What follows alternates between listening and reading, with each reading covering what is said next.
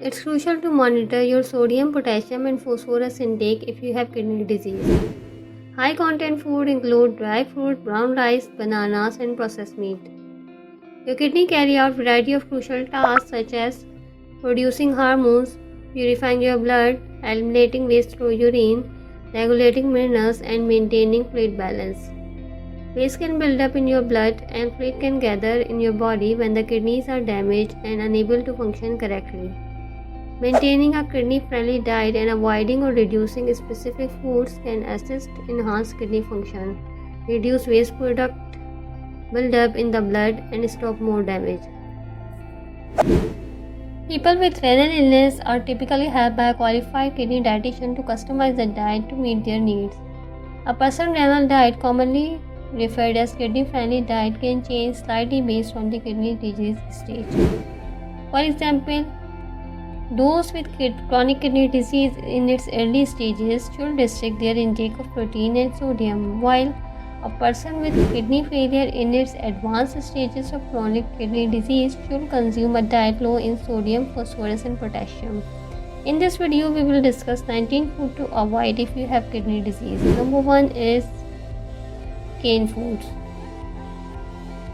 Sodium, a natural element that is primary component in salt, is frequently present in large amount in food that are canned. Manufacturers usually add sodium to canned food in order to extend their shelf life and improve flavor. The kidney normal ability to improve excess salt is compromised by CDK. This implies that canned food like soups, veggies, and beans should be avoided or consumed in moderation by those with chronic kidney disease. Second one is avocados. Avocados have been recognized for having a wealth of health benefits such as healthy heart, lipid, fiber, and antioxidant. Although they are generally a good addition to a diet, avocados are among the food high in potassium that people with kidney disease should stay away from. An avocado of every size contains incredible 690 milligrams of potassium. People with kidney disease can still include avocados in their diet if they reduce the serving size to 1/4 of an avocado and limit their potassium intake if necessary.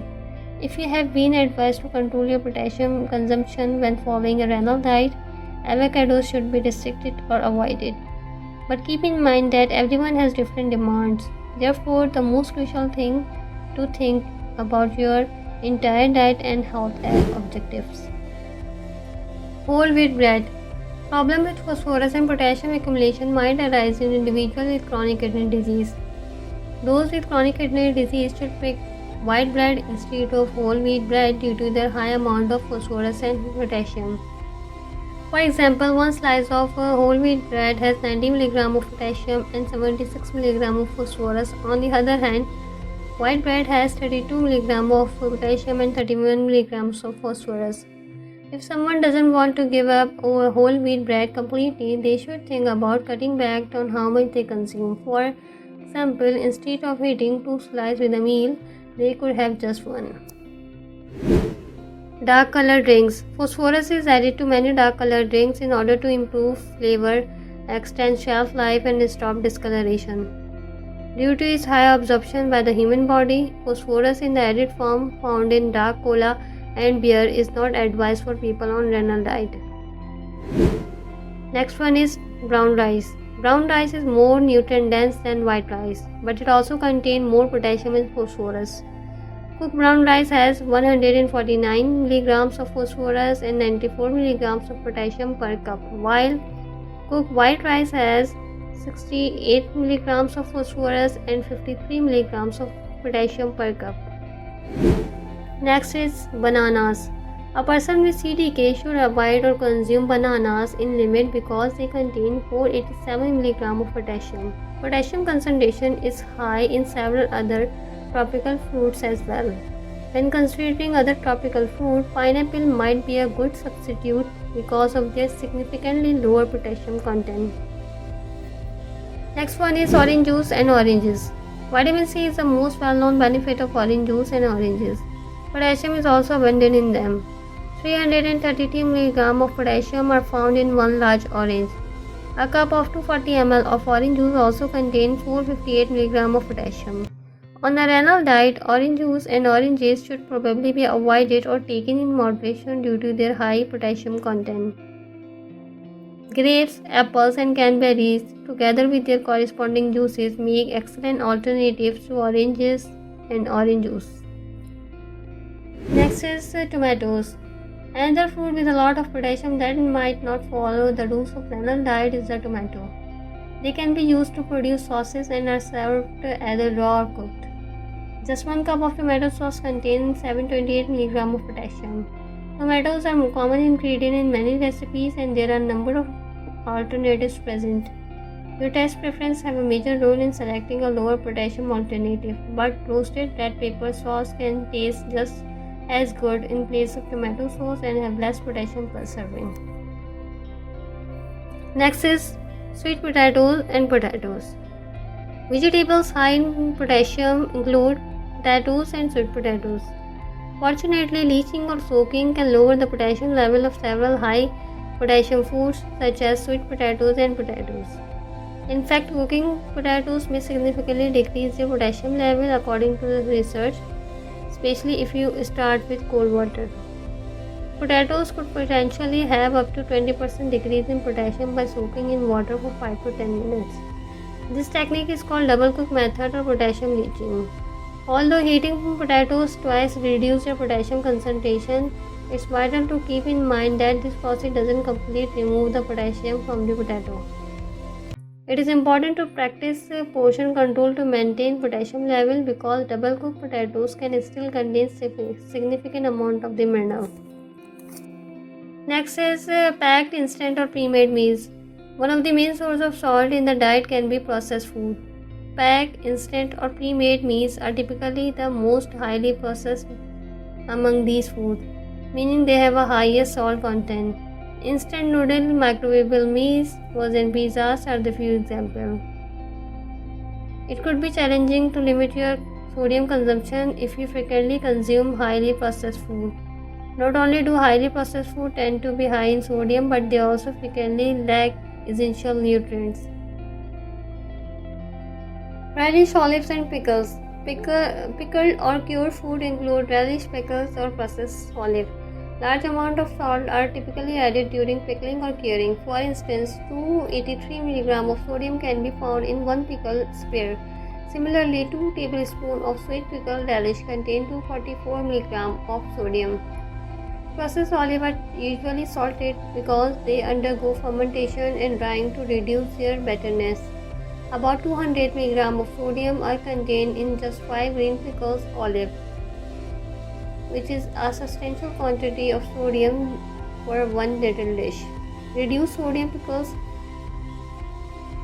olives, and relish are available at many grocery stores and have a lower salt content than their regular counterparts. Apricots. Apricots are rich in fiber, vitamin C, and vitamin A. They have a lot of potassium as well. 427 mg of potassium are found in 1 cup of fresh sliced apricot.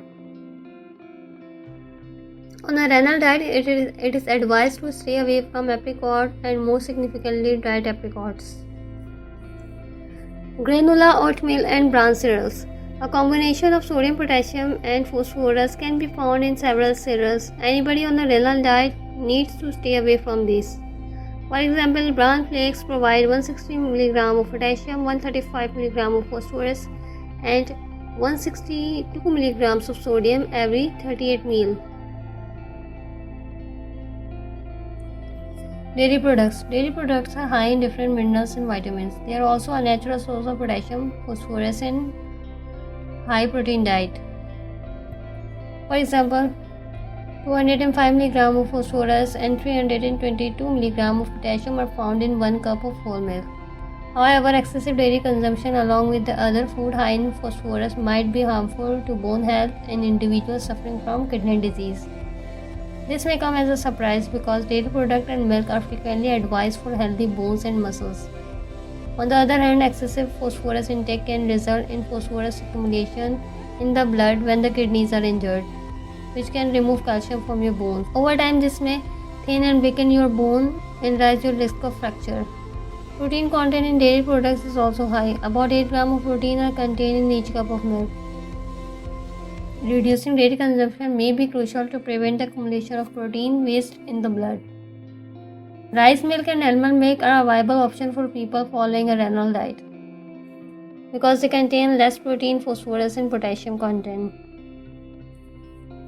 Processed meat. Meat that have been fermented, smoked, salted in order to enhance flavor and prolong shelf life are referred as processed meat. Consuming red and processed meat raises the risk of developing chronic kidney disease. Processed meat has a high protein content in addition to high salt content. On the renal diet, it is advised to stay away from processed meat. Beet grains, spinach and Swiss chard. Because of their high potassium level, the majority of leafy green vegetables include spinach, beet grains and Swiss chard are not advised on a diet for kidney illness. Next is crackers and chips. Salt content is often high in snacks items like chips and crackers. They also lack vital nutrients that your body requires in order to function correctly. Since potato chips are made from potatoes, they should be avoided as they are also high in potassium. Dates and raisins. Fruit that have been dried provide more nutrients. As therefore, dried fruits such as dates and raisins have high potassium level and need to be avoided when following a renal diet. Reducing your sodium consumption can help avoid or postpone health issues related to kidney disease. To maintain potassium and phosphorus level in the optimal range, you might also need to modify your diet. It's crucial to remember that there is not a diet that works for everyone who has chronic renal disease. Consult a nephrologist to receive a personal meal plan. They may advise you what food to consume based on your kidney function and lab results. Thank you so much for watching. We will see you in the next video.